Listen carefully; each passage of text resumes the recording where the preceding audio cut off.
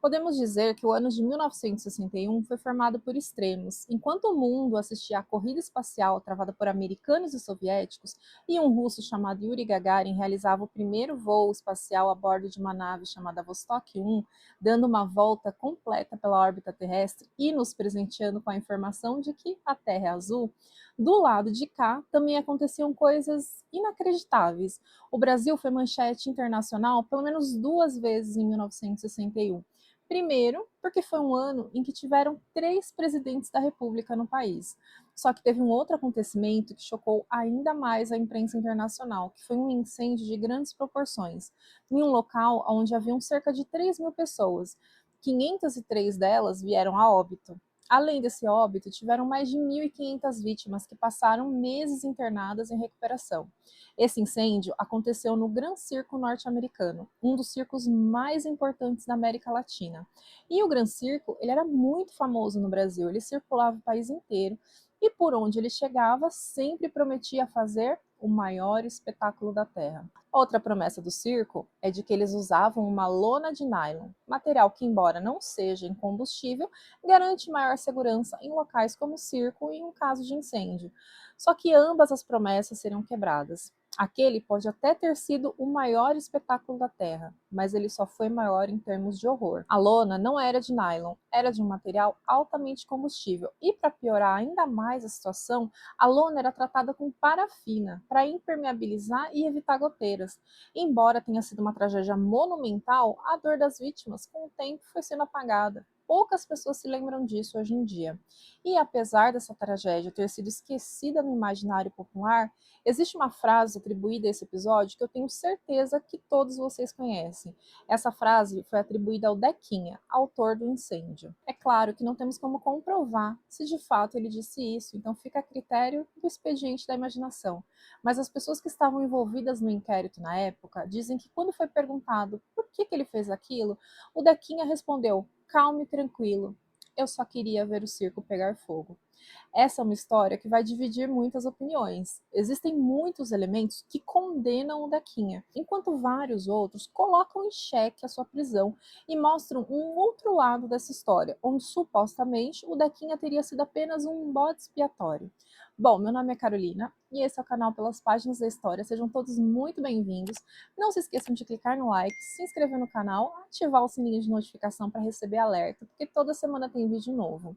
Aliás, vai voltar a ter, né? Porque mês de abril eu fiquei parado um pouquinho, muito trabalho, me enrolei um pouco para gravar para vocês. Mas agora em maio vai voltar tudo ao normal.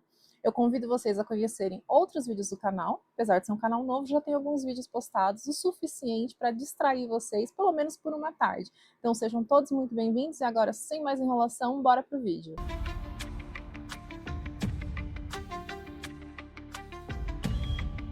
Bom, em primeiro lugar, eu gostaria de agradecer a indicação do tema, que foi sugerido pela Bárbara de Jesus. Então, se você também quiser sugerir um tema, deixa aqui nos comentários que eu coloco na fila para gravar nos próximos vídeos.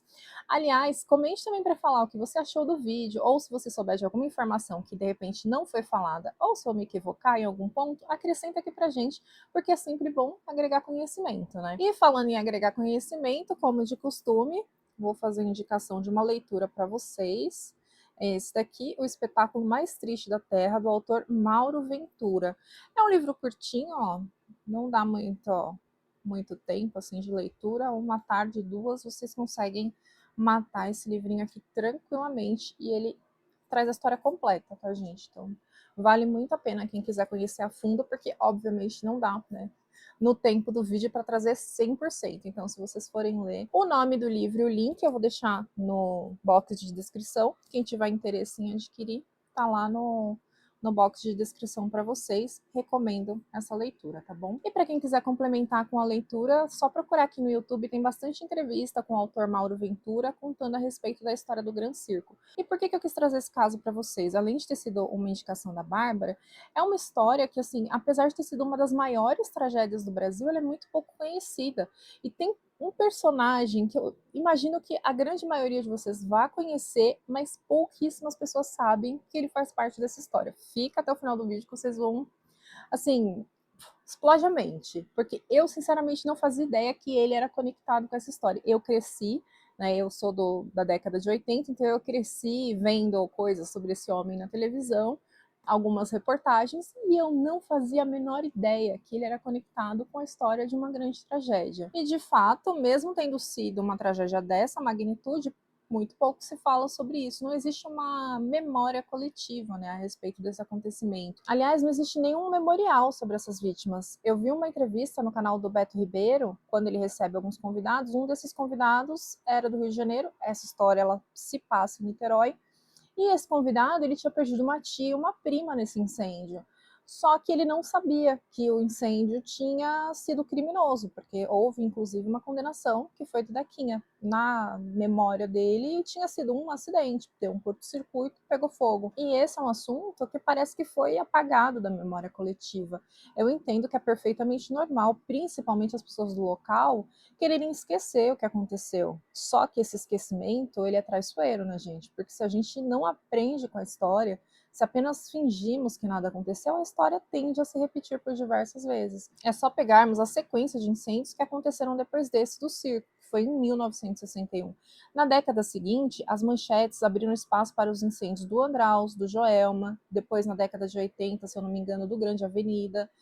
Recentemente temos o caso do Botkiss. Inclusive, eu tenho uma trilogia de vídeos aqui no canal sobre o Joelma, então se você é novo por aqui, não se esquece de se inscrever mais uma vez, comentar e também dar uma passadinha para assistir os vídeos do Joelma. Ele foi dividido em 3 partes, está bem completinha a história e vai sair logo logo também um vídeo sobre a Botkiss. Então, se você gosta desse tema, fica ligado que logo logo tem mais um para completar. Agora, voltando para o circo. A tragédia ela foi monumental, mas o Gran Circo, no seu tempo de glória, ele também era. Ele foi um dos maiores circos da América Latina e, na época, ele contava com 60 artistas, tinha cerca de 150 animais, ele parecia um zoológico mesmo, de tanta variedade de bichos. E naquela época era de praxe que quando um circo bom chegava numa cidade, no padrão que era o Gran Circo, eles já chegavam desfilando, transformando a sua chegada em um grande acontecimento, justamente para chamar a atenção das pessoas e já para começar o encantamento do público, que via todos aqueles artistas desfilando e performando, viam também alguns animais passando junto com eles. Isso já gerava muita curiosidade no público, principalmente nas crianças. E o proprietário do circo, ele entendia muito bem desse marketing circense. Era um gaúcho chamado Danilo Stevanovic, que vinha de uma família de origem iugoslava e francesa, com uma longa linhagem circense. Mas longa, longa mesmo, gente. Foram diversas gerações de artistas de circo na família Stevanovic, que inclusive até hoje segue essa tradição. Se eu não me engano, na época do Danilo, eles estavam no ramo do circo há mais ou menos uns 150 anos. Então, acredito que atualmente a família já deva ter uns 200 anos para mais de tradição circense. E como eu disse, o Danilo ele fazia um ótimo marketing, ele tinha uma mentalidade muito empreendedora para a época. Em toda cidade que ele chegava, ele investia muito em marketing, fazia propaganda na rádio, os profissionais do circo iam nas escolas fantasiados, faziam performance, entregavam panfletos para as crianças levarem para casa, né, chamando os pais para irem. E ele fazia uma propaganda no jornal dizendo que a lona do circo ela era a mais segura que existia, porque eles usavam um material de nylon. Essa propaganda era enganosa, né? Só que ela traz uma questão que alguns podem considerar sobrenatural. De fato, o dono do circo, o Danilo Stevanovic, ele tentou comprar a lona de nylon quando o circo passou por São Paulo, só que o preço era muito alto e ele desistiu, optou por uma lona tradicional. E aí tem uma questão. O dono da loja, ele disse que ele daria 3 anos de garantia para afirmar que o material era muito bom. Só que o Danilo respondeu de uma forma quase que profética. Ele falou: eu aposto que essa lona não dura nem 3 dias. Quando eles chegaram em Niterói, para sua última apresentação, assim como foi dito pelo Danilo, a lona não durou 3 dias completos. Só que, como eu disse, o circo ele chegava fazendo um desfile de gala na cidade. Só ver o circo chegar na cidade mesmo já era um evento. E as pessoas ficaram loucas para ver o espetáculo. Atraiu muita gente. Em 1960, gente, a galera não tinha assim muitas opções, né, de lazer. Então, quando chegava um circo dessa magnitude, parava tudo. As pessoas ficavam loucas para ver o espetáculo, porque eles eram recheados de atrações e sempre lotavam. Apesar dele chegar, às vezes, numa cidade nova, que nunca tinha visto a apresentação, as notícias rodavam o Brasil, eles eram muito famosos. E quando o Gran Circo chegou em Niterói, que na época ainda era a capital do Rio de Janeiro, uma semana antes do Natal de 1961, ele faz um espetáculo de estreia no dia 15 de dezembro de 61. Só que desde a montagem do circo, as coisas elas já começam a caminhar para a tragédia que aconteceria no domingo. Porque a montagem do circo, gente, é um processo colaborativo. Embora tenham profissionais contratados somente para cuidar da manutenção do espaço, é comum que os artistas também ajudem, até os animais, porque são estruturas muito grandes e pesadas. Então tudo tem que ser montado e desmontado rápido. Aliás, um adendo em relação à questão dos animais dentro dos circos. Isso só foi explodir como uma pauta social a partir dos anos 2000, quando começou um movimento nacional em prol da proibição do uso de animais no circo. Só que até hoje não existe uma lei federal. Funciona assim, cada estado impõe a sua proibição. Se eu não me engano, atualmente somente 12 estados proíbem, mas me corrijam aí nos comentários, por favor, se eu estiver equivocada. Se não, ainda depois sai alguém falando aí que eu tô soltando fake news na internet, né? Qualquer equívoco, gente, é só me avisar aqui nos comentários, por favor. Naquela época, a presença dos animais, além de liberada, era de certa forma essencial para o sucesso do circo, porque os animais chamavam muito mais atenção. Quanto mais exóticos os animais, mais as pessoas se encantavam. E no caso do Gran Circo, que tinha uma estrutura imensa, isso era até necessário, imagino eu, porque só o mastro central tinha cerca de 17 metros de altura. A lona, para vocês terem ideia, pesava 6 toneladas. Então eu li em algumas fontes que eles usavam um pouco da tração dos elefantes para mover algumas coisas muito pesadas. Em relação aos profissionais, o Gran Circo ele tinha um efetivo de pessoas que trabalhavam somente dedicadas à manutenção do espaço. Só que em todas as cidades que eles chegavam, eles contratavam alguns funcionários avulso para ajudar o pessoal nesse processo de organização, limpeza e por aí vai. E foi exatamente assim. Quando eles chegam em Niterói, uma dessas pessoas contratadas para fazer o trabalho diário era um rapaz chamado Adilson Marcelino Alves, cujo apelido era Dequinha. O Dequinha tinha 21 anos na época do crime e ele também é relatado como uma pessoa com deficiência intelectual. E somando a sua possível deficiência intelectual, ele bebia muito. Agora, abrindo um parênteses, gente, naquela época não existia uma oferta, né, popularizada de tratamentos para a saúde mental, principalmente para pessoas mais humildes, como era o caso do Dequinha. Se hoje em dia, né, a gente para prestar atenção que não tem tratamento adequado para as camadas mais pobres, imagina 65 anos atrás. Então isso é uma percepção minha, que muito provavelmente ele foi um rapaz que viveu apenas da forma que foi possível, né, sem fazer um tratamento, sem fazer uso de medicação, até porque a maioria dessas medicações que nós conhecemos hoje para diversas questões de saúde mental, elas são muito novas também. Não tinha naquela época nem metade da quantidade de medicamentos que nós temos hoje. E caso ele fizesse uso de alguma medicação, seria pior ainda, porque, como eu disse, ele bebia muito, era cachaça pura para refrescar, entendeu? Ele bebia sem dó. Inclusive, consta nos autos do processo desse incêndio que ele convenceu 2 cúmplices a ajudá-lo sobre a oferta de pagamento, adivinha em quê? Em pinga. Perguntaram para ele: você vai me pagar como? E ele falou: em pinga, vou te dar cachaça.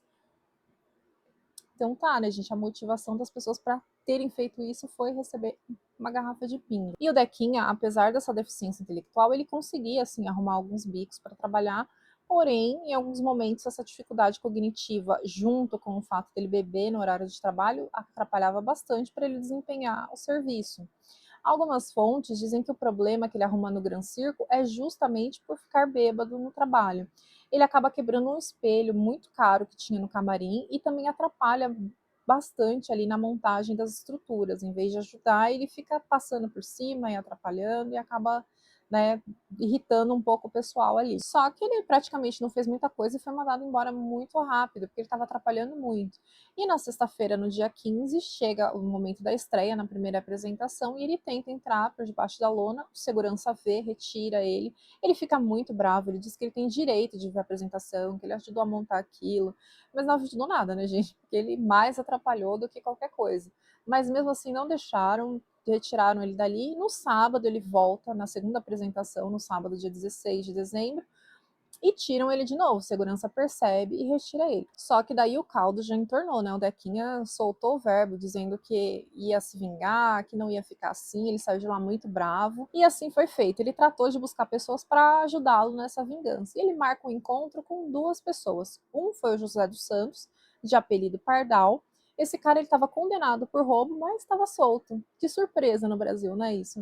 Ninguém poderia imaginar, mas enfim, estava solto, pronto para cometer outro crime, inclusive. E um outro convidado, né, para cumprir essa tarefa do Dequinha foi um homem chamado Walter dos Santos. Ele era um morador de rua conhecido pelo apelido Bigode. Os dois foram acompanhados das suas namoradas na época, chamada Regina e Dirce.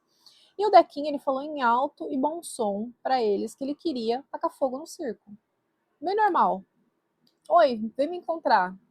Você me chamou para quê? Quero tacar fogo no circo. Vamos lá? Vamos. Foi isso, gente, por mais bizarro que pareça. Inclusive, né, quando os dois concordam, eles perguntam qual que vai ser o pagamento. E o Dequinha fala que o pagamento vai ser em pinga, que ele ia bancar a cachaça naquele dia. Quando chega o fatídico dia do incêndio, no domingo 17 de dezembro de 1961, o espetáculo ele começava às 3 horas da tarde. E lá estava o Dequinha, dessa vez junto com seus cúmplices e as respectivas namoradas, para tentar cumprir a tarefa. Só que por alguma razão, o Pardal, aquele que estava condenado e solto, ele desiste de ajudar. Talvez por ter visto a superlotação do circo, ele ficou com receio. E aí o Pardal saiu dali, não queria se envolver, só que o Dequinha ele estava determinado, falou que não iria desistir. E 20 minutos antes de acabar o espetáculo, ele ateia fogo num canto do circo.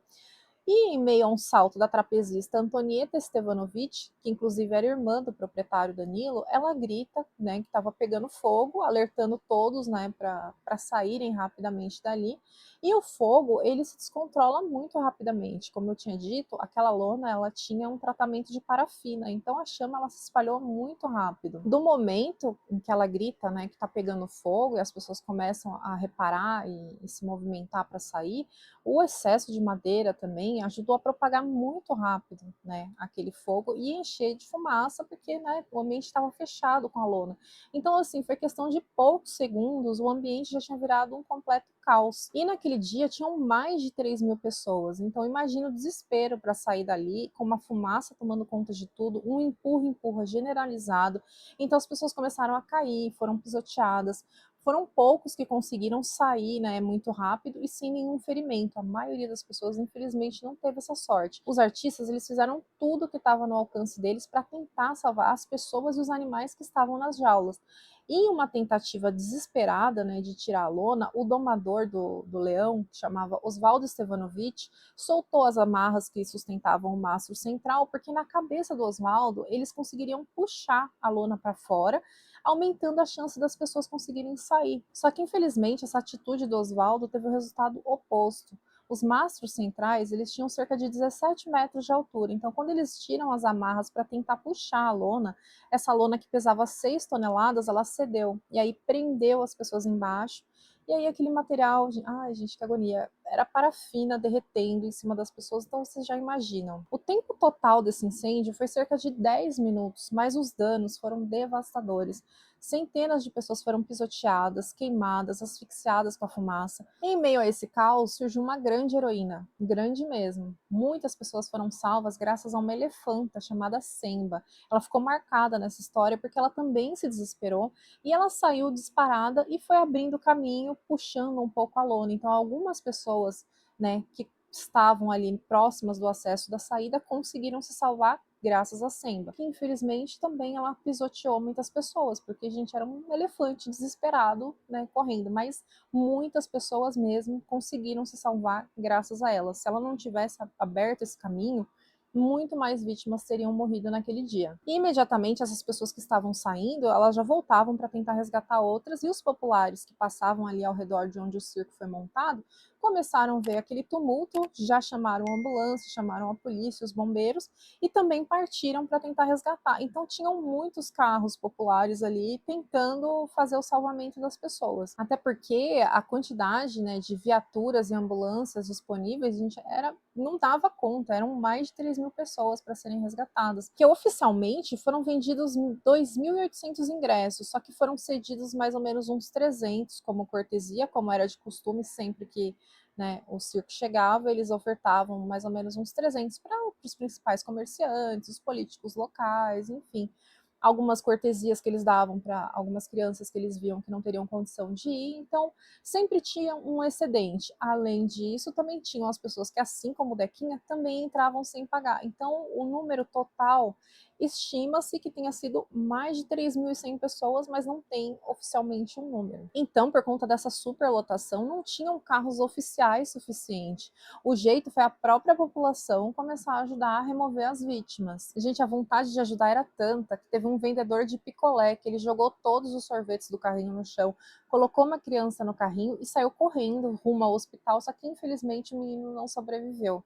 E para complicar ainda mais a situação, o maior hospital de Niterói, chamado Antônio Pedro, ele estava em greve. Então a população, com a ajuda dos soldados do exército, eles arrombaram as portas do hospital, só que por conta da greve não tinham médicos, nem enfermeiros e nem muita medicação disponível. Então, nesse momento, as pessoas elas passam a literalmente sair pela rua buscando profissionais de saúde nos locais públicos. Foram no cinema, nas praças, literalmente gritando por Niterói, perguntando se tinham médicos ou enfermeiros disponíveis, anunciando a tragédia e pedindo socorro imediato, né, para essas pessoas. Inclusive, chegaram a solicitar até para os estudantes de medicina comparecerem para ajudar, porque era muita gente. E normalmente, quando se fala dessa história, se associa muito o nome do Dr. Ivo Pitangui, que foi um importante cirurgião plástico. Só que outros grandes nomes da cirurgia plástica também se apresentaram para auxiliar nessa crise. Diversos cirurgiões, como Ronaldo Pontes, que na época já era muito experiente na cirurgia plástica, chega lá para tentar ajudar e ver o que pode ser feito, né? Só que ele se espanta com a dimensão da tragédia. Em uma entrevista, esse médico ele relatou que ele nunca na vida, em toda a carreira, do começo até hoje em dia, ele nunca viu nada igual. Outro cirurgião plástico, chamado Carlos Caldas, ele relatou que as equipes médicas elas ficaram de dezembro até abril praticamente morando dentro do hospital. Eles não saíam do hospital para praticamente nada. Foi um dos períodos em que os médicos e enfermeiros ficaram praticamente afastados da família. O Carlos Caldas, ele conta que a perda era enorme. Todos os dias morriam dezenas de pacientes. Eles revezavam em turnos, né, para dormir um pouco, e quando o médico acordava para verificar o paciente, ele já tinha morrido. Então era o tempo de fazer um cuidado e dormir. Quando ele acordava, o paciente já tinha ido a óbito. Só que mesmo nesse clima de desesperança e cansaço extremo, os médicos eles continuaram fazendo o melhor possível para ajudar aquelas vítimas. O Ivo Pitangui, como eu tinha comentado, ele se tornou referência mundial na cirurgia plástica. Naquela época, ele ainda não tinha a clínica luxuosa que ele abriu em Botafogo, ele ainda não era conhecido como o cirurgião das estrelas, que ele acabou virando ao longo da carreira. Ele foi, assim, um dos cirurgiões preferidos de todas as famosas, não só no Brasil, como no mundo. Mas ele já exercia um trabalho muito reconhecido na sua especialidade. Na época do incêndio, ele era médico na Santa Casa de Misericórdia e ele comandava a ala que era conhecida como Pátio dos Milagres, porque ali ele não atendia desejos de melhorar a estética, lá ele resolvia deformidades, devolvia para cada paciente a coragem de se olhar no espelho novamente. E por conta desse reconhecimento que o Tanguy já tinha naquela época, ele recebe uma solicitação do governador Celso Peçanha, só que ao invés de ir sozinho, o Ivo ele resolve prestar um serviço maior, ele reúne toda a equipe da Santa Casa, que já tinha experiência com queimados e com cirurgia plástica reparadora, e leva todos para trabalhar em tempo integral no cuidado das vítimas do Gran Circo. Mas, como tudo onde se reúnem seres humanos, né, gente, nem sempre o propósito de ajudar se basta, né? Às vezes tem a questão do ego. Então, existem muitas controvérsias em relação a esse trabalho do Ivo Pitangui. Basicamente, todos os cirurgiões plásticos que estavam ali, hoje em dia, são os melhores cirurgiões plásticos do país e do mundo, porque eles revolucionaram muitas coisas, né? Eles desenvolveram muitos métodos para cuidar das vítimas. A própria questão de fazer enxerto com pele foi uma revolução que surgiu dessa tragédia. Na época, eles receberam um carregamento grande de doação de pele seca que veio dos Estados Unidos. Só que os próprios americanos, até então, eles tinham feito pequenos testes pontuais com aquela técnica. Foi naquele momento que foi utilizado de uma forma massiva. Então, a princípio, claro que eles tiveram muitas dificuldades, porque tudo era muito novo. Por exemplo, um médico chamado Evaldo Bolivar de Souza, que na época ele era estagiário do Ivo Pitangui, ele relembra que eles tiveram que descobrir até o lado certo de se fazer o enxerto da pele, porque não sabiam, né? Tudo ali foi um aprendizado na prática, só que sem margem para erro. Então, nem preciso falar que foram momentos de muita tensão, né? E também de muito estudo, porque os médicos eles se revezavam entre atender os pacientes, dormir por poucas horas e estudar o máximo que eles conseguiam para poder aprimorar o que estava sendo aplicado. Todo aquele esforço ajudou muito, de forma significativa, as vítimas daquela tragédia. Tudo que aqueles cirurgiões plásticos conseguiram aprimorar naquele momento revolucionou a cirurgia plástica no mundo inteiro.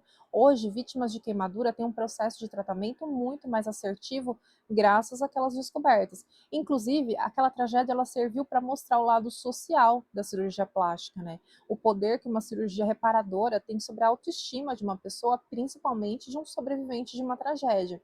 Ah, lembra que eu falei que tinham controvérsias, né, sobre a participação do Ivo Pitangui? Então, a título de curiosidade, tem uma fofoca, né, desse episódio que pode ter rolado ou não. O fato é que foram muitos os cirurgiões plásticos que estavam ali, todos muito competentes, mas os jornais se limitavam a citar apenas o Ivo Pitangui, contribuindo ainda mais para o aumento da fama, porque, como eu disse na época, ele já comandava uma ala na Santa Casa que era conhecida como Pátio dos Milagres. Então, digamos que ele já tinha dado os primeiros passos, né, para trilhar a fama que aumentaria muito dali para frente. E isso acabou irritando alguns médicos que diziam que ele só aparecia ali para tirar fotos, que ele fazia um show midiático, ele comparecia para marcar presença com a mídia e logo ia embora. Apesar dessa história correr na boca miúda, existe o outro lado da história que defende a participação do Ivo Pitangui como bastante engajada nessa situação. Só que tem um fato curioso, parece que esse ressentimento ficou com a equipe, porque em 2001, em comemoração ao aniversário de 40 anos da tragédia, a Faculdade de Medicina da Universidade Federal Fluminense realizou uma mesa redonda na qual participaram alguns dos principais médicos que atuaram na recuperação das vítimas do incêndio. Foram cerca de 2 horas de palestra. O nome do Ivo Pitangui foi citado apenas 2 vezes, de forma extremamente rápida. Um dos cirurgiões que participou, chamado Edgar Stefa Venâncio, fez uma declaração para não deixar dúvidas. Ele disse que todos os médicos que estavam reunidos ali passaram 40 anos em silêncio, que nunca usaram a sua participação no incêndio para se promoverem na carreira. E que para todos aqueles médicos, a memória daquele episódio eram 503 cadáveres e que não havia glória nisso. É como diz o ditado, né? Para bom entendedor, meia palavra basta. Mas o que vocês acham disso? Vocês sabiam que tinha outros cirurgiões importantes que tinham participado? Eu confesso que realmente eu sempre ouvi o nome do Ivo Pitangui, né? Relacionado a essa história, sempre aparecia assim, ah, o doutor Ivo Pitangui fez um grande trabalho que revolucionou a cirurgia plástica e, né, parece que ele estava lá sozinho, né? Do jeito que contam, era ele cuidando de 3.000 pessoas, né? Não citam outros nomes de fato, né? Quando contam essa história, faz parecer como se o Ivo Pitangui fosse um super-herói, né? Trabalhando ali sozinho, como se ele fosse a única mente por trás de todas aquelas descobertas.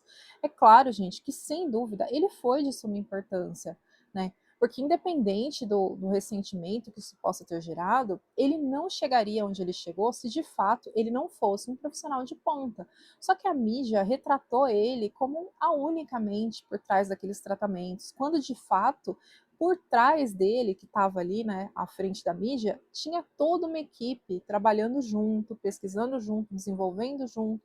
Então eu acho que realmente nesse caso faltou, né, dar os créditos devido aos demais médicos, que todos eles foram muito importantes, não apenas o Ivo Pitangui. Inclusive, como o cirurgião Edgar Venâncio fala nessa mesa redonda, que nenhum deles usou essa história para se promover, quando eu fui pesquisar, né, para poder fazer esse vídeo, é bem difícil de encontrar o nome dos demais cirurgiões. Então, assim, realmente eles não utilizaram, né, dessa história para promover sua carreira, para falar, olha, eu estive lá, eu fiz isso, eu fiz aquilo.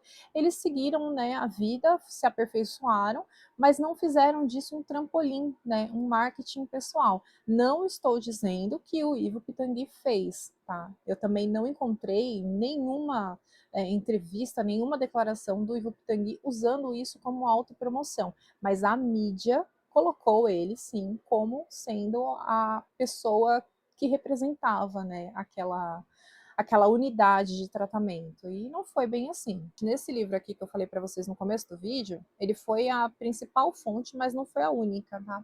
Ele cita diversos médicos que participaram, né? E, inclusive, um chamado Ramil Sinder, que foi o responsável por fazer um mecanismo de triagem para poder ajudar os outros médicos a conseguirem controlar o fluxo de evolução dos pacientes, porque tinham muitos óbitos, né? Então, estava confundindo muito a equipe. Então, ele faz esse mecanismo de triagem e aí o pessoal consegue, né, dar uma continuidade nos tratamentos, assim, de uma forma mais assertiva.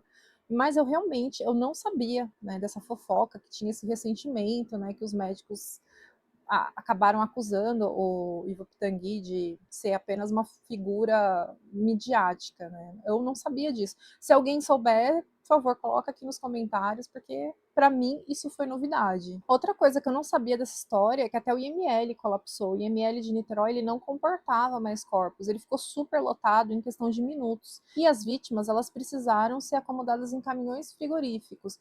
Inclusive, o cemitério também não comportava aquela quantidade de sepultamentos e foi preciso construir um novo cemitério no município vizinho de São Gonçalo. Para isso, foram destacados cerca de 300 funcionários da prefeitura para abrir novas covas. Inclusive, foram convocados também presos que tinham um bom comportamento. É importante destacar que nenhum preso tentou fugir. Eles desempenharam bem a função, aguardaram seu retorno para a penitenciária. Aquele dia da tragédia, acho que deixou todo mundo assim um pouco em choque, porque os presos eles foram levados ali, né, para ajudar a cavar as covas, e não tinha tanto patrulhamento, eles estavam, obviamente, né, soltos para conseguir fazer o serviço, e não houve nenhuma tentativa de fuga. Então as pessoas tiveram um grande respeito pela magnitude que teve aquela tragédia. Essa tragédia, ela gerou um colapso total em Niterói, né? O IML não comportava os corpos, não tinham covas suficientes para enterrar, e também não tinham caixões disponíveis, né, na quantidade necessária. Então os carpinteiros, eles fizeram uma força-tarefa para produzir, né, caixões em tempo hábil. A primeira providência do governador do Rio de Janeiro, o Celso Peçanha, aliás, vocês devem conhecer esse sobrenome, né? Porque o Celso, ele foi sobrinho do ex-presidente Nilo Peçanha. Enfim, o Celso, ele foi solicitar mão de obra para que todos que tivessem habilidade com carpintaria, sendo profissional da área ou não, mas que entendesse, né, de marcenaria e carpintaria, que se apresentassem no estágio. Então esse anúncio do Celso, ele é veiculado no rádio e na emissora local de televisão, e ele convoca essas pessoas a comparecerem no estádio municipal Caio Martins. Gente, menos de 40 minutos, o estádio estava lotado de homens prontos para começar a trabalhar.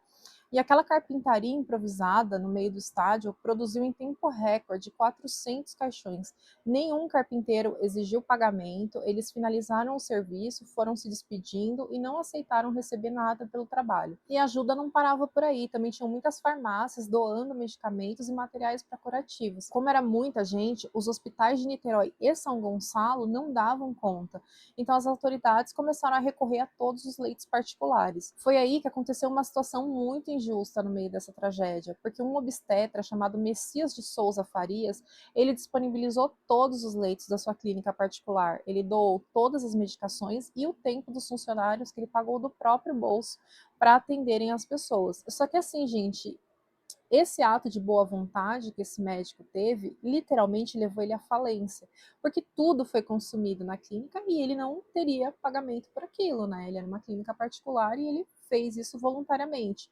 Só que ele foi processado pelo Conselho Estadual de Entorpecentes pelo uso de medicamentos sem controle. Não é preciso nem falar que isso revoltou a classe médica, e com razão, né? Porque assim, ele entregou até a última agulha da clínica e ele pagou do próprio bolso todos os medicamentos que foram usados, todos os itens, o serviço dos médicos que estavam trabalhando na clínica e, por fim, ainda respondeu a uma acusação. Bom, o Messias, ele foi absolvido, mas, gente, isso foi totalmente descabido. O cara ajudou na contenção de uma crise municipal e ainda foi processado. Na minha opinião, isso não deveria nem ter começado, mas já que começou, de imediato, deveria ter tido uma intervenção do governo atestando que ele estava trabalhando voluntariamente na contenção da crise, ajudando o município. Mas, enfim, né? Burocracia, a gente sabe como é. Bom, no dia seguinte ao incêndio, as vítimas receberam a visita do presidente João Goulart, acompanhado de Tancredo Neves, que era o primeiro-ministro do Brasil na época. Para quem não sabe, esse período do Brasil foi um breve momento parlamentarista, que a grosso modo seria como na Inglaterra, onde o rei reina, mas não governa. Quem governava o Brasil nessa época era o primeiro-ministro Tancredo Neves. O João Goulart era uma figura figurativa. Deveria ter usado um outro termo, mas enfim. Ele só era o presidente, sentava na cadeira, mas a caneta estava na mão do Tancredo Neves. Então, aqui no Brasil, o Tancredo Neves, no cargo de primeiro-ministro, era ele quem tomava as decisões como chefe de Estado. E sobrou para o João Goulart ser uma figura com menos poderes e ações bem limitadas. Mesmo assim, o João Goulart ele exerceu seu papel de líder de Estado e esteve presente para prestar solidariedade às vítimas e familiares, além de disponibilizar recursos da União para ajudar o governador do estado do Rio de Janeiro a conduzir essa crise. Inclusive, o João Goulart ele foi visto genuinamente abalado, não foi um episódio de demagogia, tá, gente? Depois de visitar os quartos, o João Goulart ele se encostou num canto isolado da enfermaria e longe das vistas de todo mundo, ele começou a chorar, a ponto de um médico se aproximar dele achando que ele era parente de uma das vítimas. Só quando ele chegou perto que ele viu que era o presidente da República. Dias depois, o João Goulart ele voltou para o hospital para visitar mais pessoas e entrou no leito de um garotinho que tinha amputado a perna. Ele tentou minimizar a situação, ele levantou a barra da calça e mostrou que tinha uma paralisia quase completa no joelho esquerdo.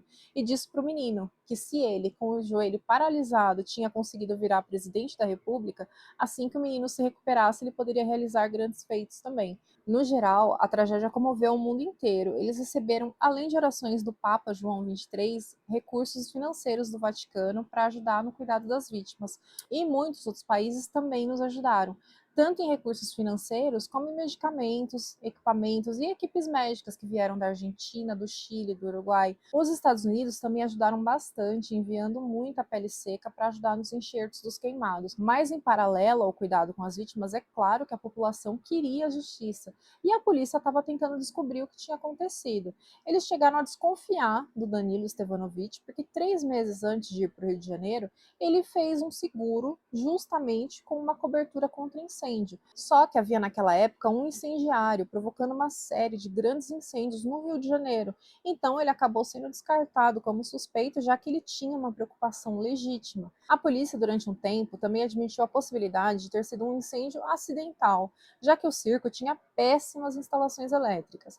Mas a perícia apurou que todos os fusíveis estavam intactos, então não teria como ser um curto. Inclusive, a polícia explorou todas essas possibilidades porque o proprietário, Danilo Stevanovic, ele já tinha perdido 2 circos anteriores também por incêndio.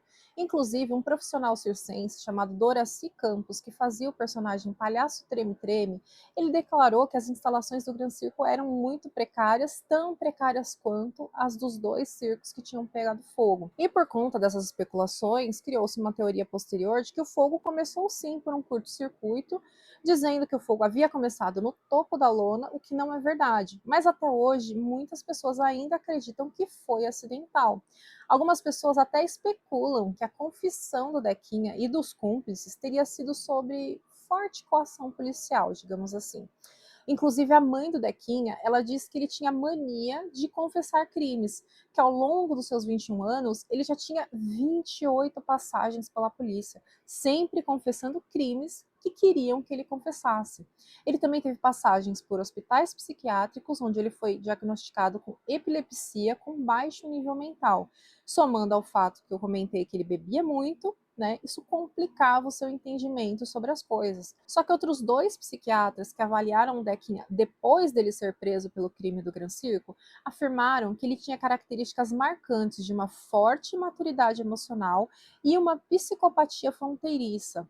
O psiquiatra Heitor Pérez recomendava fortemente que o Dequinha e os seus 2 cúmplices, Bigode e Pardal, fossem segregados eternamente em hospitais psiquiátricos e ficassem longe da sociedade até o fim das suas vidas. O episódio acendeu na população brasileira o debate sobre a pena de morte e prisão perpétua, vocês sabiam? O jornal O Globo publicava manchetes questionando a população com a pergunta: que punição merecem os autores da maior tragédia brasileira? Essa discussão da população brasileira reivindicando a pena de morte se deve ao fato de que em 1962, mesmo ano do julgamento do Dequinha, Bigode e Pardal, um outro criminoso que despertava o ódio coletivo estava recebendo em Israel a pena de morte por enforcamento. Seu nome era Adolf Eichmann, um nazista criminoso de guerra responsável pela morte de milhões de judeus, já que foi o próprio Eichmann que comandou a logística da chamada solução final.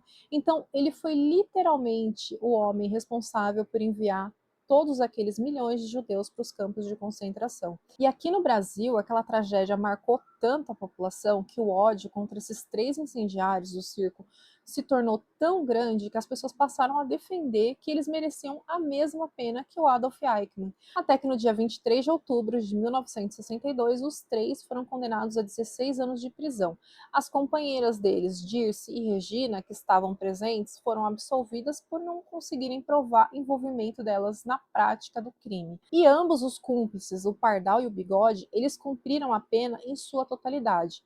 Não existem registros posteriores sobre a vida dos dois depois que ganharam liberdade, eles desapareceram. Já o Dequinha, em abril de 1969, ele tentou fugir ao ser escoltado para o hospital, mas ele foi recapturado muito rapidamente e passou um mês na solitária. Até que em janeiro de 1973, ele solicita uma audiência com o diretor da penitenciária para pedir transferência para uma chácara da cadeia. E o diretor, ele autoriza essa transferência, só que ele foge, pulando o muro da penitenciária. Ele recebe a transferência, sai correndo num determinado momento, pula o muro e foge.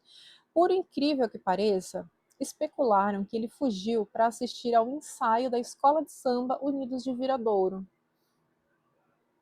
Eu não sei nem o que falar, mas realmente a fonte dizia isso, que ele fugiu para assistir o ensaio de samba da Unidos de Viradouro. Então fiquem com essa informação, verdade ou não, não sei. Pois é, gente, só que a liberdade durou pouco. Uma semana depois, ele foi encontrado morto e as fontes variam. Algumas dizem que ele levou 3 e outras dizem que ele levou 13 tiros.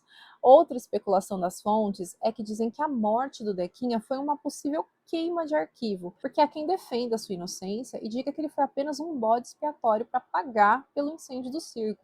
Então mataram ele para que se encerrasse ali a história e ele ficasse de vez como culpado mesmo. Porém, algumas pessoas defendem que ele pode ter sido morto, inclusive por um familiar de alguma vítima ou por alguma rixa criminal que ele tinha, porque a própria mãe disse que ele já tinha assumido cerca de 28 crimes, ele estava sempre envolvido nesse universo. Pode ter sido isso também. E no sepultamento do Dequinha haviam apenas 7 pessoas, sendo que somente uma era por razões afetivas, a sua mãe. Havia também um vizinho, mas porque ele era um dos coveiros do cemitério e os demais eram jornalistas e fotógrafos para registrar o momento. Só que por uma grande ironia do destino, havia ali uma vítima do incêndio, uma mulher que perdeu toda a família. O marido e os 2 filhos pequenos dela morreram naquele dia. Ela estava junto com uma amiga, visitando um outro túmulo, quando elas viram um caixão sendo fotografado. As duas ficaram curiosas e, quando elas chegaram próximas, o coveiro, que era vizinho da família, abordou as duas sem saber quem elas eram e saiu em defesa ao Dequinha. Ele contou que ele era um menino com problemas mentais e a polícia arrancou todas as suas unhas e obrigou ele a confessar. Ele também disse que aquele rapaz não seria capaz de matar uma galinha. Se ele tacou fogo no circo, foi por loucura, não por maldade. E naquele momento, a mulher que foi vítima do incêndio, chamada Lenir, ela se sentiu muito tocada, porque ela alega que até hoje ela não conseguiu acreditar que alguém seria capaz de fazer algo assim tão cruel. Assim como ela, muitas pessoas na cidade de Niterói, inclusive vítimas e familiares, não acreditam que tenha sido Dequinha. Se por um lado existem muitos elementos contra ele, parecem existir tantos outros que colocam em dúvida essa responsabilidade dele sobre o incêndio. Mas eu convido vocês a essa reflexão. O que vocês acham? O circo pegou fogo por um curto-circuito e tentaram abafar? Tinha mais alguém que poderia ter feito isso? Será que foi para receber o seguro do circo? Ou vocês acreditam que o Dequinha ele foi capaz mesmo de causar essa tragédia monumental? Porque essa foi a maior tragédia circense do mundo e foi o maior incêndio do Brasil em termos de vítima, já que o número de mortos dobra o número da Boate Kiss e do edifício Joelma. Porque daquelas mais de 3.000 pessoas presentes, estima-se que 70% eram crianças. Ali, 372 pessoas morreram na hora. E com o passar dos dias, no total foram 503 mortos. Além desse número, que já é assustador, tinham 1.500 pessoas feridas. Mas, em meio a essa tragédia, nasceu um personagem icônico que eu falei lá no começo do vídeo, que eu não sabia que era relacionado com isso, que foi o Profeta Gentileza, nome pelo qual ficou conhecido o empresário José da Trino, que se tornou uma figura marcante no Rio de Janeiro. A trajetória de vida do José da Trino mudou radicalmente depois do incêndio do Gran Circo. Ele disse que ele foi profundamente impactado pela tragédia, afirmou ter recebido uma missão divina de abandonar sua vida comum e se dedicar à propagação da mensagem de amor, paz e solidariedade. A partir de então, ele deixou para trás sua empresa e a sua família, passou a se vestir com túnicas brancas e circulava a cidade de Niterói pregando valores humanos e espirituais. Após o incêndio no Gran Circo, de acordo com palavras do próprio José da Trino, ele, enquanto homem, morreu e nasceu o Profeta Gentileza, que passou a frequentar o local da tragédia e transformou aquele espaço num símbolo de acolhimento e espiritualidade. Ele montou no local um jardim que ficou conhecido como Paraíso do Gentileza. Ele plantava flores, mantinha um ambiente bem cuidado como uma forma pessoal de homenagear as vítimas. E com o passar do tempo, o local deixou de ser apenas um cenário de dor e passou a representar reflexão e memória para as famílias, porque o Gentileza sempre recebia ali sobreviventes e parentes das vítimas e fazia um trabalho consolador com essas pessoas. E durante anos, o Profeta Gentileza escreveu frases em pilares de viadutos com mensagens. Inclusive, uma dessas frases se tornou um símbolo da sua filosofia, que é a frase gentileza gera gentileza.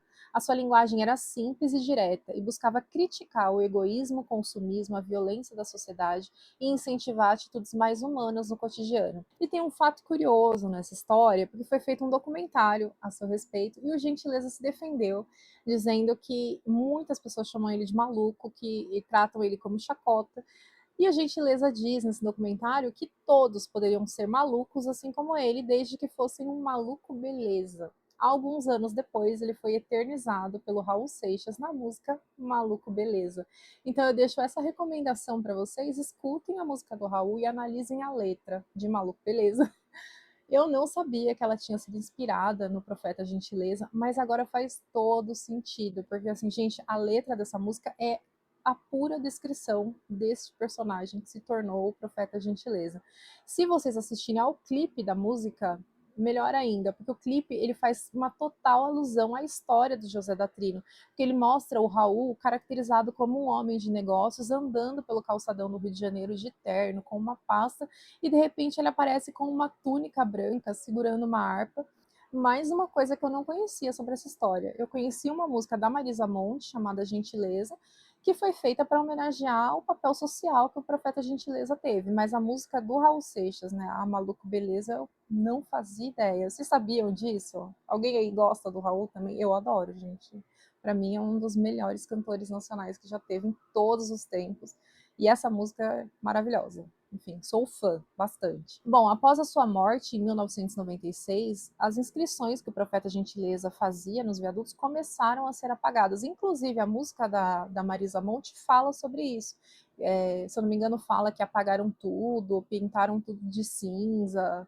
E eu não vou me arriscar a cantar, porque vocês não merecem isso, tá? Mas, enfim, a música dela se refere a esse momento de, digamos, transição, depois da morte dele, que começam a apagar e depois restauram, né, as frases que ele pintava ali nos viadutos em Niterói. E aí, por conta de uma grande comoção popular, né, essas frases elas foram restauradas e consolidou-se o legado do Profeta Gentileza como um ícone urbano, né, da cultura brasileira. Só que nem todos tiveram essa mentalidade de ajudar na época, né, gente? Infelizmente, alguns funcionários públicos foram presos pelo desvio de alimento na época da tragédia. Também tiveram diversos golpistas que ficavam arrecadando dinheiro, fingindo que iam auxiliar as vítimas. Enfim, a gente sabe que, infelizmente, sempre acontece. Bom, eu espero que vocês tenham gostado do vídeo. Não se esqueçam de deixar um like, deixar um comentário, dizer o que vocês acharam aqui desse vídeo e sugestão para os próximos. Quem tiver interesse no livro, o nome e o link estão no box de descrição para vocês comprarem. E também convido vocês mais uma vez a assistirem a trilogia de vídeos sobre o Edifício Joelma, que tem aqui no canal. Se inscrevam também, ativem o sininho de notificação para não perder vídeos novos. E até a próxima!